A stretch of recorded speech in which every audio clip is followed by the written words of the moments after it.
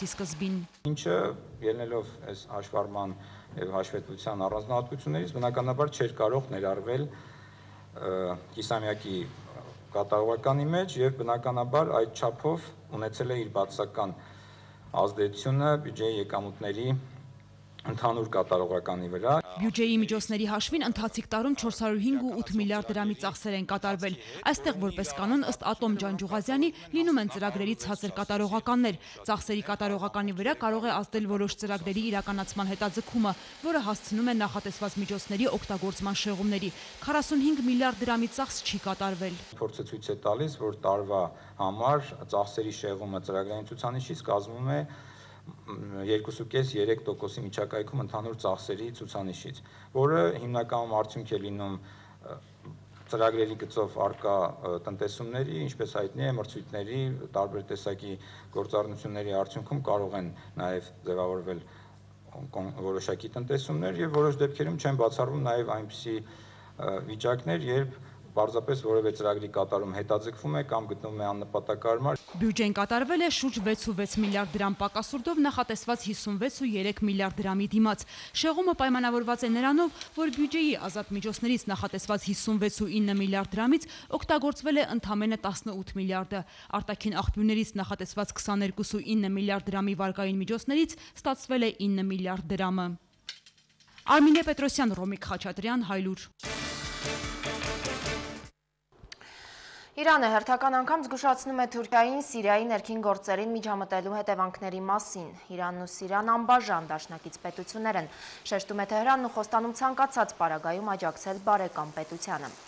Իրան, Սիրիա, Թուրքիա եռանկյունին Իրանի լրատվամիջոցների դիտակետում։ Իրանցի վերլուծաբանները վստահ են, ընտրության առաջ կանգնած Թեհրանը նախապատվությունը կտա Սիրիայի գործող իշխանությանը։ Հերթական երկու զոհերը ադրբեջանական բանակում ըստ այդ երկրի պաշտպանության նախարարության զոհվել են 35-ամյա մի մայոր եւ 18-ամյա զինվոր։ Պաշտոնական վարկածով մայորի ավտոմեքենան վթարվել է, իսկ զինվորն ինքնասպանություն է գործել իրեն ամրացված զենքով։ Տարօրինակ զուգադիպությամբ երկու զինծառայողներն էլ ծառայություն են անցկացրել միևնույն զորամասում։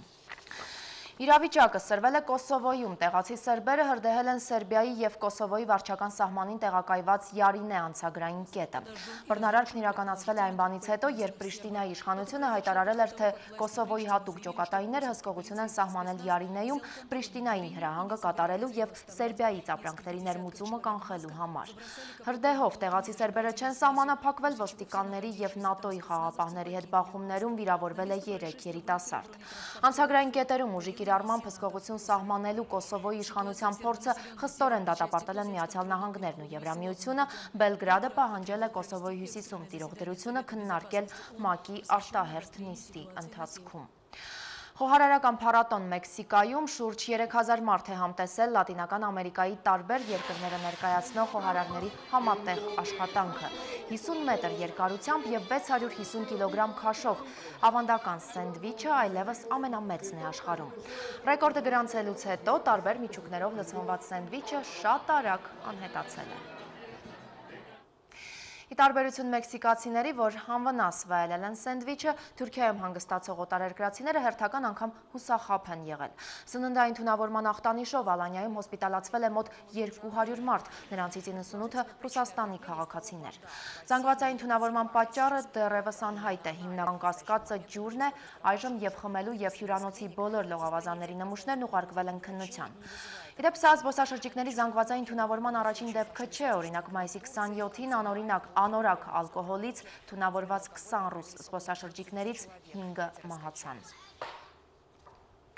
Հանրապետական Գագիկ Մինասյանը քաղաքական կոալիցիա Հայ ազգային կոնգրես երկխոսության մասին։ Պատգամավորի խոսքով երկխոսության ընթացքում կքննարկվեն արտահերթ ընտրությունների կոնգրեսի առաջարկը, հիմնավորումները, գնահատականներն ու ակնկալիքը։ Ընդհանուր առմամբ կոալիցիան կոնգրեսի հետ հանդիպումները գնահատում է դրական եւ դրական տեղաշարժի հույս ունի։ Մինասյանը շեշտում է, այդ քննարկումները կարող են բերել բավական հետաքրքիր հանգուցալուծման, այդ թվում նաեւ ՀԱԿ-ի համար։ Իսկ օգոստոսի 4-ի հանդիպմանը քննարկվելու է աշխատակարգի հարցը։ Լրագրողների հետ այսօր հանդիպել է նաև կոնգրեսի ներկայացուցիչը Ֆելիքս Խաչատրյանի գնահատմամբ երկխոսությունը շարունակվում է եւ թեև ուշ սկսվեց, բայց նորմալ է ընթանում։ Սահմանված ժամկետը մինչև սեպտեմբերի առաջին օրը։ Եթե համաձայնություն ձեռք չբերվի, ապա երկրի ճակատագիրը Խաչատրյանի կփոխանցեն ժողովրդին։ Նույն թեմայով այսօր ասուլիս է հրավիրել նաև ՕԵԿ փոխնախագահը Մհեր Շագելյանը նշում է, առայժմ հաստատված է միայն երկխոսության օրակարգը, որտեղ ՀԱԿ-ն ու իշխանությունները ներկայացրել են մեկական հարց եւ այս պահին նպատակահարմար չէ քննարկել աշխատանքային խմբի հետագա որոշումներն ու անելիքները։ Բոլոր հարցերի պատասխանները կտրվեն պատվիրակությունների 3-րդ հանդիպումից հետո։ Կոնգրեսին Շագելյանը խորհուրդ է տալիս տեսակետները չարտահայտել հայտարարությունների մակարդակով, քանի որ երկխոսությունը հենց մտահոգությունները դեմ առ դեմ բարձրաձայնելու հնարավորություն է։ Ընդհանուր առմամբ ըստ Շահգելդյանի հանդիպումներն անցնում են աշխատանքային մթնոլորտում, կողմերից մեկը մյուսի նկատմամբ ճնշում չի գործադրում, տեղի են ունենում ազատ քննարկումներ, կարծիքների փոխանակում։ Հայաստանի տուրիզմի մասնագետների պակասն ակնհայտ է, վստահ է Տուրիզմի հայկական ինստիտուտի ռեկտորը։ Ոլորտի բարելավման նպատակով սեպտեմբերից կգործի Վատել Երևան հյուրանոցային եւ տուրիզմի մենեջմենթի դպրոցը։ Ռեկտորը համոզված է նոր մասնագետները նոր շունչ կհաղորդեն տուրիզմին։ Երևան դպրոցը կդառնա հանրահայտ Վատել գրուպի 26-րդ ներկայացուցիչը։ Արդեն այս աշնանը ուսումը կսկսի 15 ուսանող, կդասախոսեն տուրօպերատորներ եւ գործող տուրիստական ընկերությունների մասնագետներ։ Տուրիզմի հայկական ինստիտուտի ռեկտորը լավ գիտի, որքան էլ զբոսաշրջային ոլորտը մեր երկրում համարվի տնտեսության գերակա ճյուղ եւ որքան էլ մեր երկրում տուրիզմի զարգացման բարենպաստ պայմաններ լինեն, միևնույն է, առանց որակյալ կադրերի ոլորտի զարգացումը անհնար է։ Այսօր Հայաստանի տուրիզմում սպասարկում աշխատում են 95%-ից ավելին մարդիկ, որոնք չունեն մասնագիտական կրթություն։ Չի կարող ոլորտը զարգանալ, եթե չունի մասնագետներ։ Մի քիչ տուրիստ, բայց ավելի շատ սրտացավ կամավորներ Ֆրանսիայից Գեղամա գեղեցկուհու ափին։ Նրբագեղության հայրենիքից Հայաստան ժամանած երիտասարդները այստեղ ջանք ու եռանդ չեն խնայում։ Գյուղերի դպրոցներում նորոգում են դասասենյակները, սանհանգույցները, փոխում պատուհաններն ու հարթում ճանապարհը դեպի կրթօջախ։ Շինարարական եռուզեռն ընդմիջվում է ինտելեկտուալ դասամիջոցներով։ Հյուրերը գյուղի երեխաներին սովորեցնում են ֆրանսերեն խոսել, երգել ու նույնիսկ պարել։ Արդեն 5-րդ տարին է ֆրանսիական օգնություն որբերին եւ ուսանողներին կազմակերպության միջոցներով Լճապ գյուղի հիմնական դպրոցում իրականացվում են նորոգման աշխատանքներ։ Կազմակերպության միջոցները գոյանում են Ֆրանսիայում ապրող բարերարների ներդրումների հաշվին։ Շինարարությունն իրականացնում են ինչպես ֆրանսահայ, այնպես էլ ֆրանսիացի 20 կամավորներ, ովքեր մեծ հաճույքով են կատարում իրենց ոչ այնքան հոգեհարազատ աշխատանքները։ Ես արդեն երկրորդ տարին է, ինչ Լճապում այս աշխատանքներում եմ ընդգրկված։ Սիրում եմ Հայաստանը եւ ինձ շատ հարազատ են դարձել լճապցիները։ Ցանկություն ունեմ հայկական ջերմությունն ինձ հետ Ֆրանսիա տանել։ Ես ֆրանսուհի եմ, առաջին անգամ եմ Հայաստանում։ Այս կազմակերպության գործունեության մասին լսել եմ իմ հայ ընկերուհուց եւ շատ ուրախ եմ, որ այս աշխատանքներն իրականացնողներից մեկն էլ ես եմ։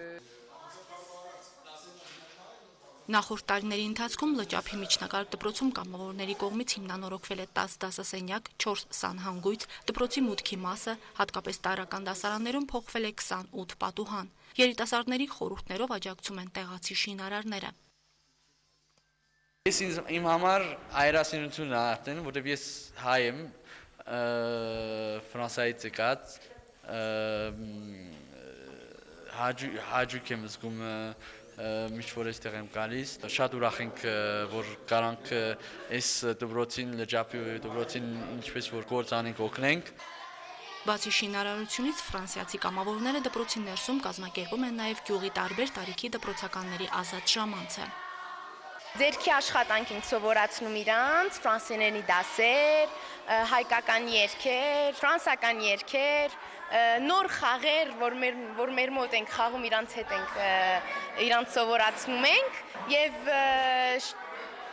այդքան հաճույք է մեզ պատճառում այդ իրանց ծիծաղալը տեսնելը, ուրախությունը տեսնելը։ Նրանք մեզ ուրախացնում են, սովորեցնում են գործել, խաղալ, տարբեր խաղեր ենք այստեղ խաղում եւ շատ ուրախ է անցնում մեր ժամանակը։ Ազատ ժամանակը երիտասարդ շինարարներն անցկացնում են Սևանի ափին, հյուրընկալվում տարբեր ընտանիքներում, սիրում համտեսել հայկական ճաշատեսակները։ Նրանք Ֆրանսիա կվերադառնան հուլիսի 29-ին դպրոցի պատերին թողնելով անվարժ ձեռքով, բայց մեծ նվիրումով պատրաստած ձեռագործը։ Հասմիկ Շահբազյան, Ֆելիքս Ղազարյան, Հայլուր։ Հուլիսի թեժ ավարտի մասին միանգամից 3 օր, այդ թվում նաև օգոստոսի 1-ին հայպեթհիդրոմետը խոստանում է 40 աստիճան տաքություն։ Եղանակային կանխատեսումների կենտրոնի պետը տարակուսում է, վերջերս դիտարկվում են եղանակային շեղումներ թե արևի և թե անձրևի ժամանակ։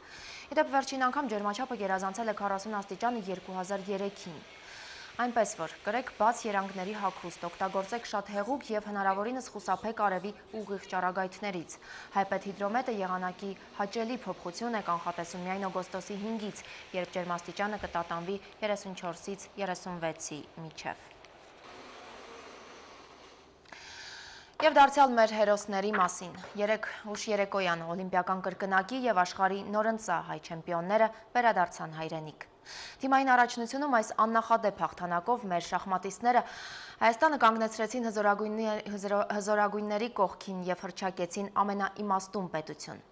Մեր ոսկե հավաքականին բերող ինքնաթիռը վայրէջք կատարեց 22:20։ Հենց թռիչքուղու մոտ շախմատի հայ արքաներին սպասում էր Հայաստանի նախագահը։ Զինվորական նվագախմբի հաղթական քայլերգի հնչյունների ներքո երկրի ղեկավարը դափնեպսակներով պատվեց աշխարհի ամենաիմաստուններին։ Զվարթնոցում էին հավաքվել նաև չեմպիոնների հարազատները, հարյուրավոր երկրպագուներ։ Զվարթնոցից պատվո պահակազորի ուղեկցությամբ շախմատային տիտանները ժամանել են Ազատության հրապարակ։ Առաջարկում եմ մեկ անգամ ևս վերապրել այդ հաղթական րոպեներն ու այդքան լուսավոր, հուզիչ պահը։